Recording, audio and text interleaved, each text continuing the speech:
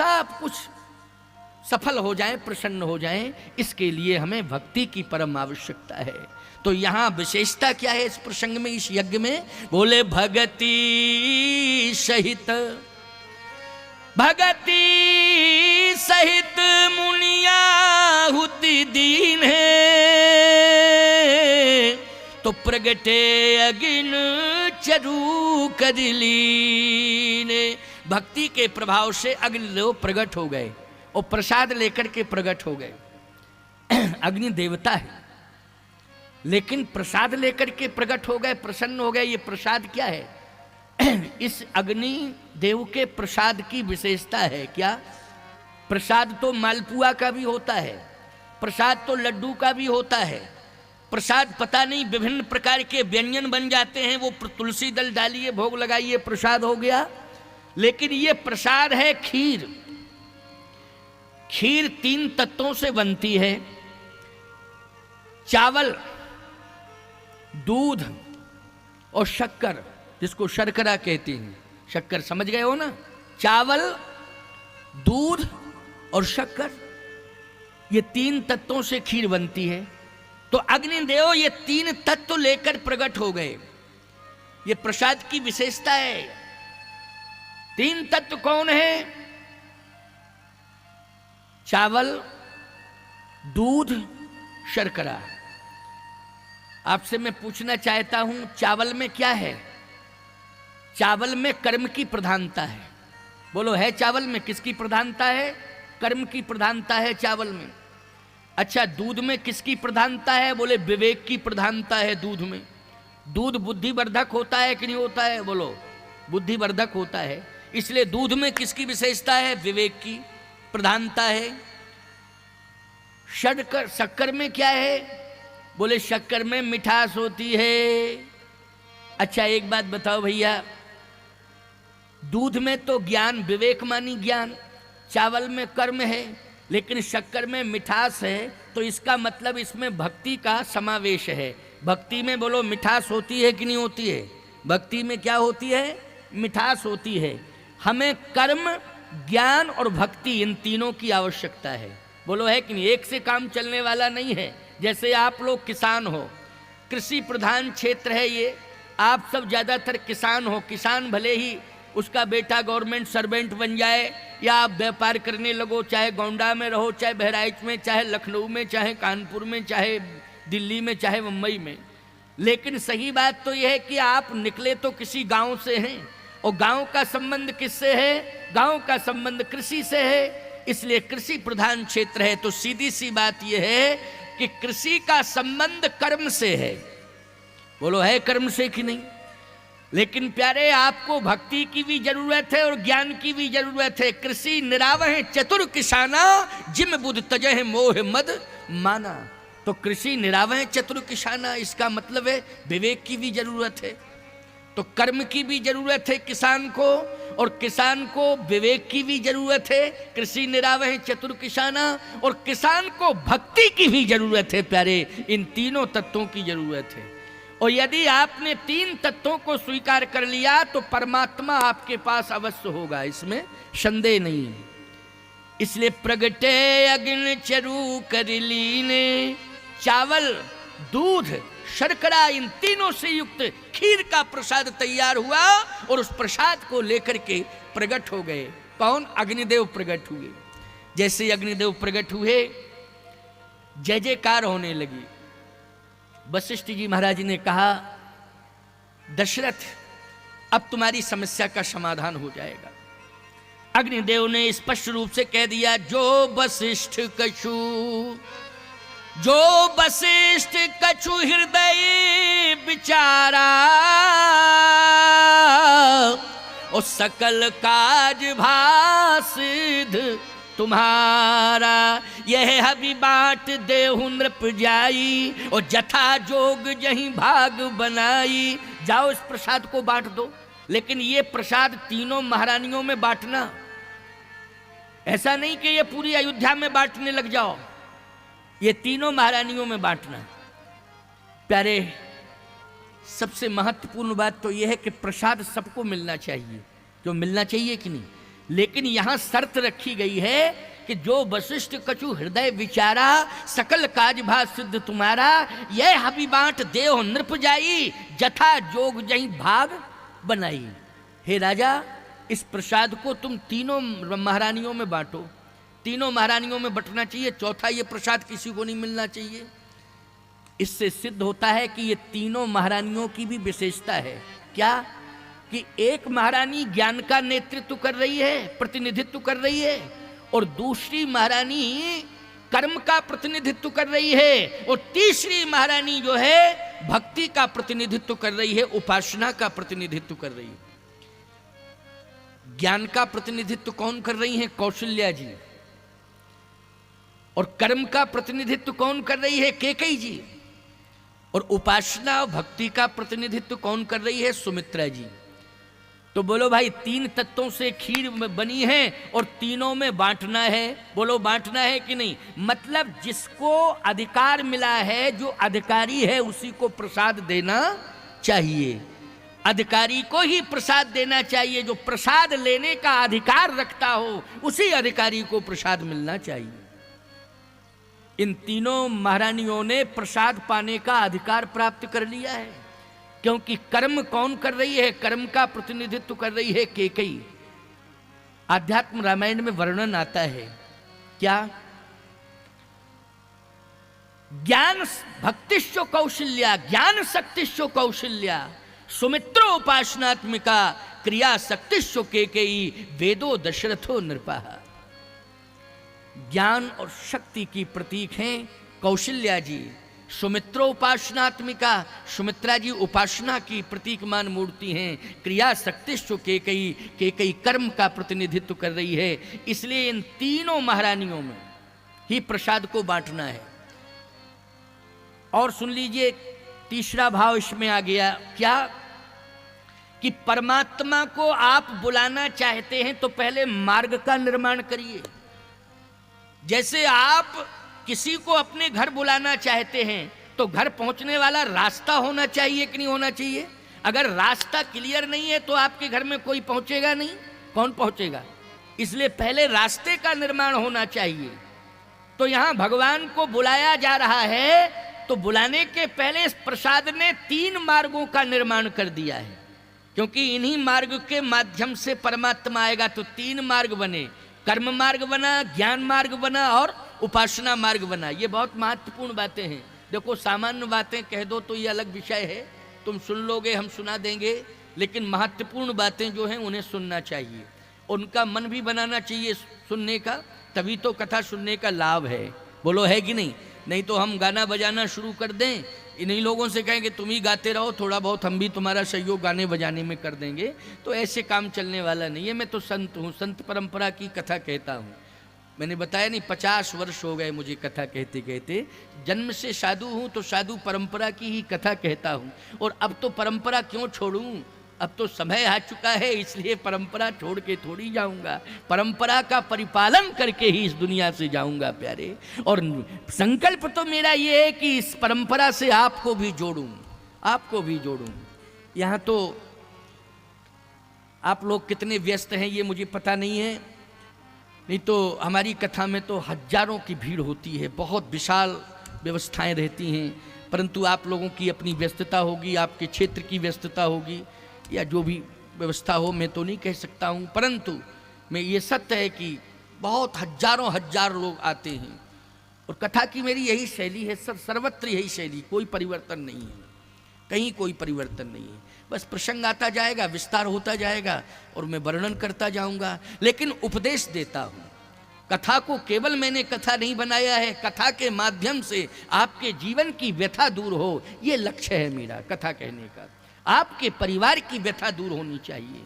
भाई कथा से आपको क्या मिल रहा है? आपको भी तो मिलना चाहिए, तभी तो वो कथा है। नहीं तो रामायण है, रामायण तो घर में भी पढ़ सकते हो ना, अर्थ भी तो लिखा हुआ है नीचे। लेकिन नहीं, सत्य तो ये है कि आपको कथा सुननी है और कथा सुन करके परिवर्तन करना है, हृदय परिवर्तन होना चाहिए, आपकी व्यथा दूर होनी चाहिए, आपकी समस्या दूर होनी चाहिए, तभी कथा कहने वाले की सार्थकता है और कथा सुनने वाले की सार्थकता सिद्ध होगी। तो आज तीन मार्ग, कर्म मार्ग, ज्ञान मार्ग, उपासना मार्ग। भगवान को बुलाने के लिए यज्ञ ने मार्ग का निर्माण किया है। ये यज्ञ जो हो रहा है परमात्मा को प्राप्त करने के लिए मार्ग प्रशस्त कर रहा है यज्ञ।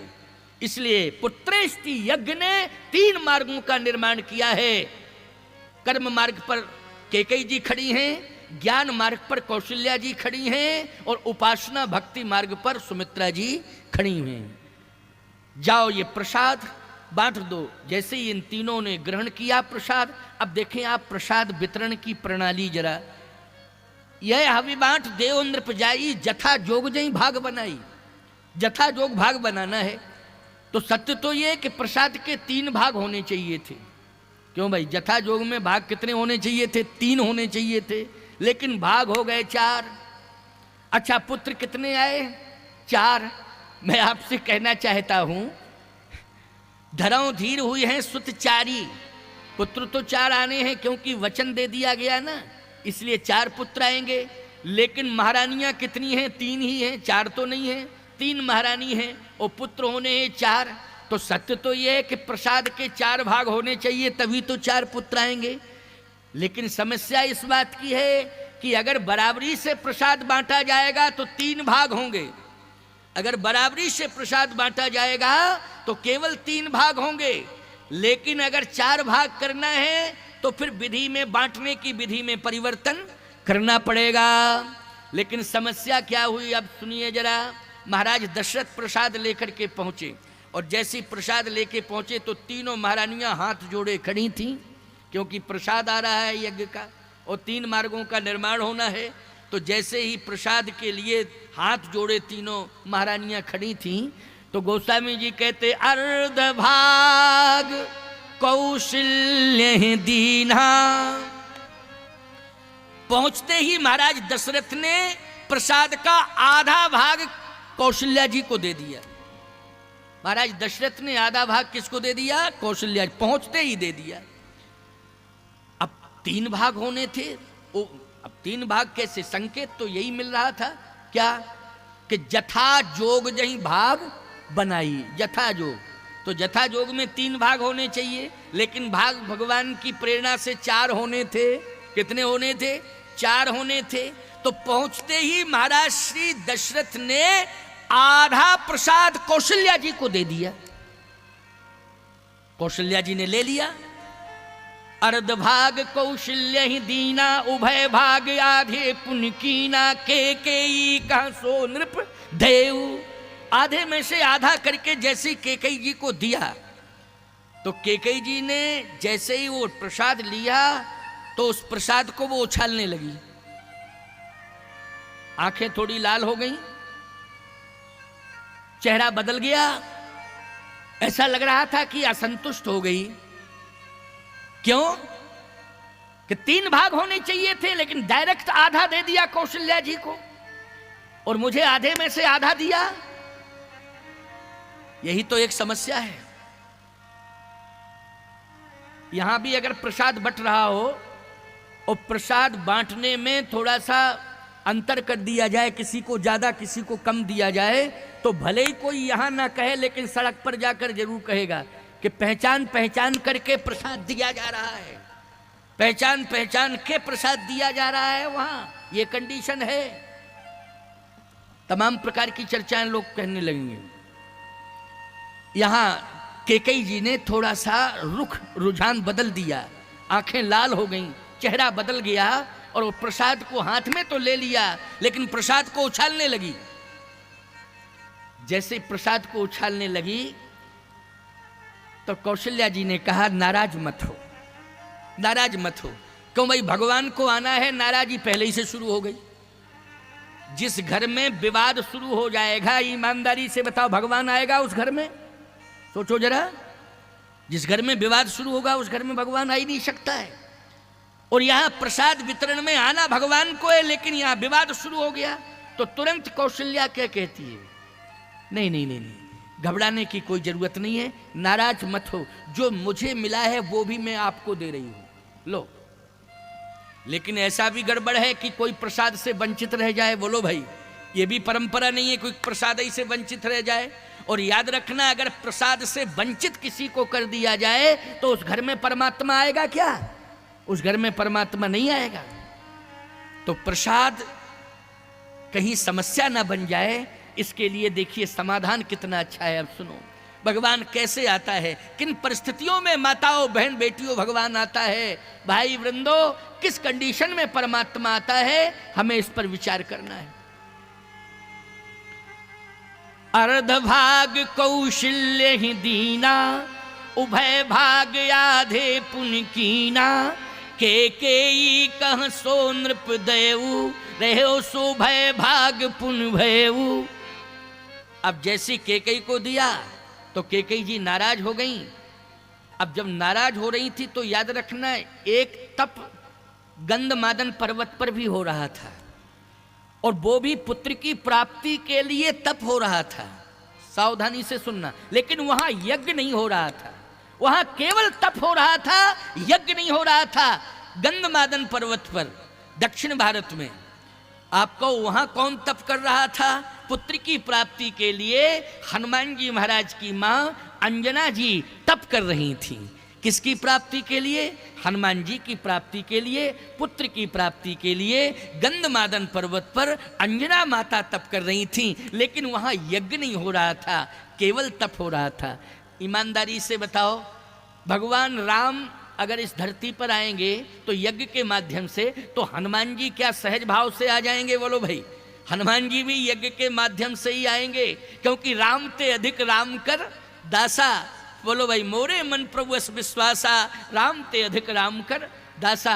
तो गंधमादन पर्वत पर अंजना माता तपस्या कर रही थी, यज्ञ अयोध्या में हो रहा था, लेकिन तप केवल गंधमादन पर्वत पर, वहां यज्ञ नहीं हो रहा था। और बिना यज्ञ के प्रसाद के न राम आएंगे न हनुमान आएंगे। बोलो, यज्ञ के प्रसाद से ही राम आएंगे, यज्ञ के प्रसाद से ही हनुमान आएंगे। तो आज जो केकई जी को प्रसाद दिया गया, ये भगवत प्रेरणा से ही परिवर्तन हुआ है वहां पहुंच करके, क्योंकि ये प्रसाद जो है अंजना माता को भी प्राप्त हो जाए, ऐसा कोई उपाय होना चाहिए, ऐसा कोई प्रयोग होना चाहिए। इसके लिए ये प्रयास चल रहा है। तो जैसे ही केकई जी ने प्रसाद को उछाला तो एक स्वर्ग की अप्सरा श्रापित थी, जो चील का रूप धारण कर चुकी थी। चील जानते हो ना तुम लोग? चील क्या बोलते हैं? चील ही बोलते होंगे। हाँ, वो चील का रूप धारण कर चुकी थी श्राप के कारण। एक महात्मा के तप को, सरजू के तट पर एक महात्मा तप कर रहे थे, तो तप करते करते तप का प्रभाव बढ़ा, तो जाकर के इंद्र ने उस अप्सरा से कहा, जाओ इस महात्मा का तप भंग करो। आज्ञा मिली। तो जैसे ही अप्सरा आई, महात्मा का तप भंग करने लगी, महात्मा ने श्राप दे दिया, जाओ तू पक्षी हो जा। और निकृष्ट पक्षी, चील निकृष्ट पक्षी होता है, वो होता है कि नहीं होता है? जा, तू जितनी सुंदर बनती है, महात्माओं की साधना में विक्षेप पैदा कर रही है, आज मैं तुझे श्राप देता हूं कि तू निकृष्ट पक्षी हो जा, कोई तेरी ओर देखेगा नहीं, सड़ा गला मांस खाने को तुझे मिलेगा। बोलो, निकृष्ट जिंदगी हो गई कि नहीं हो गई उसकी? अब जैसे ही श्राप सुना तो घबरा गई, रोने लगी, महात्मा के चरण पकड़ लिए, कहा महाराज क्षमा करो, क्षमा करो, मेरी कोई भूल नहीं है, भूल तो इंद्र की है, मैं उसके अधीनस्थ हूँ, लेकिन आपसे मेरी प्रार्थना है कि आप मुझे कोई मुक्ति का उपाय बताएं, मैं तो पतित हो गई हूँ, आपने शापित कर दिया है, निश्चित है कि मेरा जीवन अधम हो गया है, मेरे ऊपर कृपा करो, कृपा करो। तो महात्मा सरल भी होते हैं, समझ गए हो कि नहीं? महात्मा सरल होते हैं। महात्मा ने कहा चलो कोई बात नहीं, अब तू क्षमा मांग रही है, गलती करना नहीं, बस इसी सरजू के तट पर रहना और अयोध्या को छोड़ना नहीं। अयोध्या में जो भी साधु संतों का उच्छिष्ट मिल जाए बस उसी को ग्रहण करना, और जब भी प्यास लगे तो सरजू जल के अलावा कोई जल ग्रहण मत करना। तो मेरा उद्धार कैसे होगा? कैसे मेरा उद्धार होगा?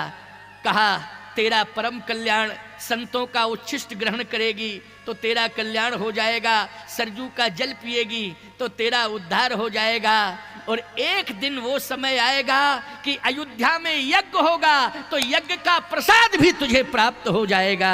एक दिन अयोध्या में यज्ञ होगा, भगवान की प्राप्ति के लिए यज्ञ होगा, यज्ञ का प्रसाद भी मिलेगा। लेकिन अब रुक गई हो। महाराज लेकिन क्यों लगा दिया आपने? उस प्रसाद को तू ग्रहण मत करना, क्योंकि तुझे प्रसाद ग्रहण करने का अधिकार नहीं मिलेगा। यज्ञ से जो प्रसाद मिलेगा उसको ग्रहण करने का केवल 4 को अधिकार मिलेगा। किसको मिलेगा? 4 को अधिकार मिलेगा। कौशल्या, कैकेयी, सुमित्रा और चौथी अंजना माता। समझ लेना इस बात को। चौथी कौन है? इस प्रसाद के साथ चौथी कौन जुड़ गई? अंजना माता। इसलिए इन 4 को अधिकार मिलेगा, लेकिन तू माध्यम बनेगी। बस जैसे ही तेरे हाथ में प्रसाद आए तो उड़ करके तू चली जाना जहां गंधमादन पर्वत पर अंजना माता तपस्या कर रही हो। बस ये प्रसाद तू उन्हीं के हाथ में सौंप देना, जिससे तेरा उद्धार हो जाएगा, तेरा उद्धार हो जाएगा। और जैसे ही कैकेयी ने वो प्रसाद उछाला, तो जैसे उछाला तो वो चील उड़ रही थी, उसने उस प्रसाद का एक कण ले लिया और ऋषि की बात याद आ गई कि गंधमादन पर्वत पर जहां अंजना माता तपस्या कर रही हैं, वहां जाकर के तू ये प्रसाद उन्हें दे देना, तेरा उद्धार हो जाएगा। और जैसे वो चील पहुंची और गंधमादन पर्वत पर अंजना माता इस मुद्रा में तपस्या कर रही थी, जैसे ही यज्ञ का प्रसाद, अयोध्या के पुत्र कामेष्टि यज्ञ का प्रसाद अंजना माता के हाथ में आया, अंजना माता के नेत्र खुल गए और जैसे ही प्रसाद को देखा तो संपूर्ण अयोध्या का दर्शन हो गया, सरजू मैया का दर्शन हो गया, यज्ञ का दर्शन हो गया। और अंजना माता ने माथे से लगाया, कहा मेरा जीवन धन्य हो गया। जिस पुत्र की प्राप्ति के लिए मैं तप कर रही थी, आज वो तप मेरा सफल हो गया। और जैसे मस्तक पर लगाया और प्रसाद को, यज्ञ का हविष्यान प्रसाद ग्रहण किया, और जैसे ग्रहण किया तो अंजना माता के उदर में श्री हनुमान जी उदस्त हो जाते हैं। बोलिए हनुमान जी महाराज की। वो यज्ञ का प्रसाद कितना महिमा मंडित है कि आज गंधमादन पर्वत पर भी पहुंचा, अंजना माता को भी अधिकार मिल गया। तो याद रखना, कैकेयी जी ने जो अभिनय किया है क्रोध का, वो भी भगवत प्रेरणा है। क्योंकि वो प्रसाद कैसे पहुंचता गंधमादन पर्वत पर अंजना माता के पास। अब देखें आप, समन्वय सामंजस्य परिवार में कितना है, कितना है। कैकेयी जी ने जैसे ही उछालना शुरू किया, ये नहीं समझ पाई कि एक कण जो है चील के मुख में भी चला गया, चील के पास भी पहुंच गया है। लेकिन चील को अधिकार नहीं था ग्रहण करने का, वो तो अंजना माता के पास ले गई। अब कौशल्या जी ने कहा, बहन उदास मत हो, उदास मत हो, तुझे आधे में से आधा प्रसाद मिला ना, मेरे पास आधा है, मैं पूरा दे रही हूं। तो सुमित्रा क्या बोल पड़ी? सुमित्रा बोली, मुझे तो कुछ मिला ही नहीं है, लेकिन जो मुझे भी मिलने वाला है, मैं भी आज इच्छा व्यक्त कर रही हूं कि मेरा भी अधिकार का जो प्रसाद है वो भी बहन कैकेयी को मिल जाए। देखो, इस तरह से परिवार में सामंजस्य होना चाहिए। अगर घर में 2-4 महिलाएं हैं और ऐसी कंडीशन पैदा हो रही है कि कहीं अधिकार को लेकर के बिखराव विखंडन की प्रक्रिया प्रारंभ हो चुकी है, तो उस समय आपस में कौशल्या बनकर के, सुमित्रा बनकर के समन्वय बनाने की जरूरत है। कौशल्या और सुमित्रा बनकर के यदि परिवार में समन्वय बनाया जाएगा, तो मैं दावे के साथ कह सकता हूं, जिस परिवार में महिलाओं के अंदर संगठन हो जाएगा, समन्वय बन जाएगा, इस कलयुग में उसी घर में राम का प्रादुर्भाव हो जाएगा, इसमें संदेह नहीं है। उसी घर में श्री राम का प्रादुर्भाव होगा। इसलिए प्रेम से रहना सीखो। ये जो विभाजन की प्रक्रिया है, मैं कहता हूं परिस्थितियों के कारण मकान के अंदर दीवार खड़ी हो सकती है, परिवार बढ़ रहा है, विस्तार हो रहा है, मकान के अंदर दीवार खड़ी हो सकती है, लेकिन दिलों के अंदर दीवार खड़ी नहीं होना चाहिए। मकान की दीवार तो ढहाई जा सकती है, लेकिन दिल के अंदर अगर दीवार खड़ी हो जाएगी तो उसे ढहाया नहीं जा सकता है। इसलिए मातृशक्ति से मेरा निवेदन है कि पहले आपस में मातृशक्ति समन्वयात्मक ढंग से घर का संचालन करें, संगठित होकर के घर गृहस्थी का संचालन करें। फिर देखो राम का अवतार कैसे नहीं होगा, निश्चित रूप से होगा। राम आएंगे, अवश्य आएंगे, इसमें संदेह नहीं। आज कौशल्या जी ने और सुमित्रा जी ने जब इस तरह से समझाया तो कैकेयी की आंखों में आंसू आ गए, हृदय परिवर्तन हो गया। बोलो कि मेरे प्रति कितना प्यार है, मेरे प्रति कितना प्यार है कौशल्या जी का, मेरे प्रति कितना प्यार है सुमित्रा जी का। इस तरह से आंसू छलक पड़े कैकेयी के। बोलो हृदय परिवर्तन हो गया कैकेयी का कि नहीं? जो क्रोध में थी कैकेयी, आज कौशल्या और सुमित्रा के प्रेम के कारण क्रोध करुणा में बदल गया। क्रोध किस में बदल गया? करुणा में बदल गया। और जब करुणा में क्रोध बदल गया, याद रखना, तो उसी समय कैकेयी ने कहा जो भी मुझे मिलेगा प्रसाद उसको मैं सहज रूप से स्वीकार करूंगी, लेकिन मेरे मन में एक इच्छा है। क्या कैकेयी कह रही है कि कितना धैर्य धारण किया है बहन सुमित्रा ने, कितना धैर्य धारण किया है। इसलिए हमारी इच्छा है कि हम और तुम दोनों अपना अपना अधिकार के 2 भाग देवें प्रसाद के। किसको दें? क्योंकि धैर्य धारण करने वाली सुमित्रा है, इसलिए 2 भाग प्रसाद के सुमित्रा को मिलना चाहिए। ये कैकेयी का सुझाव है। देखो जहां इतनी क्रोध में थी, आज करुणा आ गई, हृदय परिवर्तन हो गया। ईमानदारी से बताओ, जहां क्रोध करुणा में बदल जाएगा, विचारों में परिवर्तन आ जाएगा, उस परिवार में राम आएंगे कि नहीं आएंगे? निश्चित रूप से राम आएंगे। यही रामावतार का हेतु है। अनेक हेतु हैं, लेकिन एक ये भी हेतु है क्योंकि आज कथा के क्रम में हमें भगवान श्री राम कैसे अयोध्या में आ रहे हैं, किन परिस्थितियों में, इस पर चिंतन देना था। यही तो क्रम था। देखो भाई, आज के बाद तो 5 दिन बचेंगे और रामचरितमानस तो बहुत बड़ा है, लेकिन आप लोगों की इच्छा होगी कि मूल प्रसंग सुनाए जाएं, तो मूल प्रसंगों को निश्चित कर लिया जाएगा, उन्हीं प्रसंगों को विस्तार दे दिया जाएगा। कथा तो बहुत लंबी है, रामायण ग्रंथ ही बहुत बड़ा है ना, लेकिन मूल प्रसंग 5 दिन की सेवा और रहेगी। तो 5 दिनों में, क्यों भाई कथा 2 तारीख तक है ना? आज कौन सी तारीख? 27 है ना? 27, 28, 29, 30, 1, 2, 5 दिन रहेंगे ना? 5 दिन मूल प्रसंगों को सुना दूंगा। जो प्रसंग मूल है मानस के, उनको थोड़ा इनसे सलाह ले लेंगे दिन में कि कौन सा प्रसंग सुनाना है, उसी को सुना देंगे। मुझे क्या है, मुझे तो सुनाना है, आपको सुनना है, मुझे सुनाना है। हरिशरण दास जी से पूछ लेंगे भाई आज कौन सा प्रसंग सुनाना है, उसी को सुना दिया जाएगा रामायण के अंतर्गत। मुझे कहीं कोई वो नहीं, मैं तो चाहे जितना सुनाऊं, महीनों सुनाऊं कथा, बता नहीं रहा हूँ। रामायण तो इतना विशाल ग्रंथ है कि महीनों जो है इस पर व्याख्या हो सकती है। लेकिन चलिए, मूल प्रसंगों की अगर सुनने की आप सबकी रुचि है, इच्छा है, लेकिन थोड़ा आप लोग भी आपस में प्रचार करिए। समझ में बात आई कि नहीं आई? प्रचार करिए। ये स्वर्णिम अवसर आपको मिला है, इससे बढ़िया अवसर आपको, ठीक है, मिलते रहेंगे आगे, हम ये नहीं कहते कि नहीं मिलेंगे, मिलते रहेंगे, लेकिन इसे खोना नहीं चाहिए। आगे मिल जाए तो बहुत अच्छी बात है, लेकिन आज जो मिला है स्वर्णिम अवसर, उसे खोना नहीं चाहिए। इसको स्वीकार करो, आगे जो अवसर मिलें उनको भी स्वीकार करना। तो जिंदगी जब तक रहेगी फुर्सत न होगी काम से, कुछ समय ऐसा निकालो प्रेम कर लो राम से। देखो कहाँ चित्रकूट धाम है, आप अयोध्या के समीप में बसते हो, लेकिन अयोध्या और चित्रकूट का अभिन्न संबंध है कि नहीं? जैसे राम और सीता गिरा रथ जल बीच सम, कहियत भिन्न न भिन्न, बंदो सीता राम पद जिन्हें परम प्रिय, खिन अभिन्न संबंध है सीता राम में। ठीक इसी प्रकार से चित्रकूट और अयोध्या में भी अभिन्न संबंध है। श्री राम की जन्मभूमि है अयोध्या, लेकिन श्री राम जी की तपोभूमि है चित्रकूट धाम। चित्रकूट धाम से चल के हम आए हैं और ये प्रयास 2 साल से 3 साल से बराबर चल रहा था। संपर्क पर संपर्क, समय बिल्कुल नहीं था। आप पूछ सकते हैं महात्मा जी से, बार बार प्रयास किया तब मुश्किल से समय दिया नहीं, समय है ही नहीं मेरे पास। समय के लिए तो वेटिंग लिस्ट रहती है ना, वेटिंग लिस्ट रहती है ना, कि एक कैंसिल हुआ दूसरा अपने आप कन्फर्म हुआ, ऐसे कार्यक्रम चलते रहते हैं। क्या समझ में आया?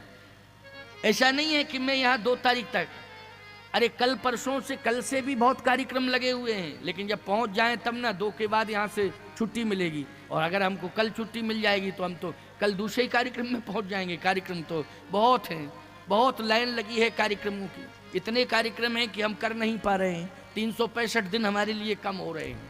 है ना, व्यस्तता है, बहुत व्यस्तता है, लोग बहुत बुलाना चाहते हैं, जगह जगह पूरे भारत में बुलाना चाहते हैं, लेकिन ये तो प्रेम था, इस भूमि का प्रभाव था, यज्ञ भगवान की प्रेरणा थी। इसलिए तमाम संयोग, और हो सकता है हमारा तुम्हारा कोई दरस परस और मज्जन पाना, हरे पाप का वेद पुराना कोई प्रारब्ध रहा होगा, उस प्रारब्ध के अनुसार मेरा आना हुआ और आपका हमसे जुड़ना हुआ, मिलना हुआ। इसलिए ये 5 दिन जो शेष रह गए हैं ये बहुत ही महत्वपूर्ण हैं, इनको व्यर्थ में नहीं गंवाना है, इनको खोना नहीं है। समय निकाल के आइए, और प्रेरणा आपको यहाँ से बार बार दी जा रही है। आप भी अपने विचारों को अपने साथियों तक रखें और आपके साथी आपके साथ आवें, और इस दिव्य जो माता मंडपम स्थान है जहाँ पर यज्ञ हो रहा है, उसी भूभाग में जो सत्संग का एक दिव्य संस्थान, एक दिव्य स्थल तैयार किया गया है, उसमें आकर के बैठ करके आप अपने जीवन को कथा सुन करके धन्य धन्य करें, कृतकृत्य करें, अपने जीवन को सफल बनावें। तो 5 दिन शेष हैं। कल से प्रसंगों के अनुसार जो है ये प्रसंग ही है, मेरे अनुसार तो ये प्रसंग ही है। प्रसंग तो इसी तरह से होते हैं। अब पता नहीं कौन से प्रसंग सुनना चाहते हो तो वो भी प्रसंग सुना दिए जाएंगे। मेरी समझ में तो नहीं आ रहा कि कौन से सुनना है। जो सुनना होगा तो बता देना मुझे पहले से, मैं उसी को सुना दूंगा। है जो सुनना चाहो वो सुनाऊंगा मैं।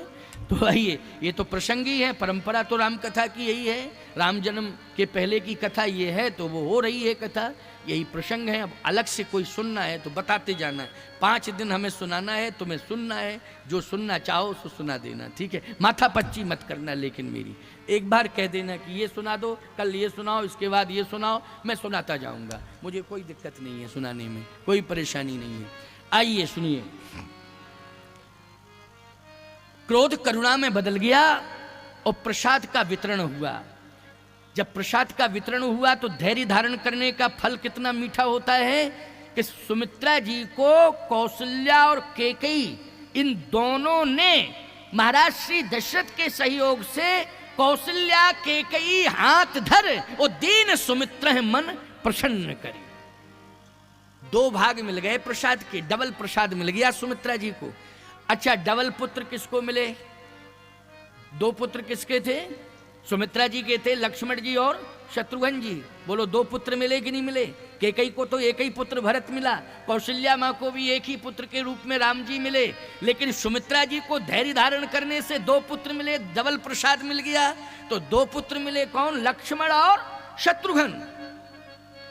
लेकिन जैसे ही डबल भाग मिला प्रसाद का, सुझाव कैकेयी ने दिया है, कौशल्या ने अपने में से, कैकेयी जी ने अपने में से महाराज दशरथ के माध्यम से जैसे वो 2 भाग प्रसाद के सुमित्रा जी को दिए, तो सुमित्रा जी ने माथे से लगाया प्रसाद और ग्रहण करने के पहले एक शपथ ली। देखो, प्रसाद को ग्रहण करने के पहले एक सौगंध ली, शपथ, संकल्प जिसको कहते हैं। क्या संकल्प लिया?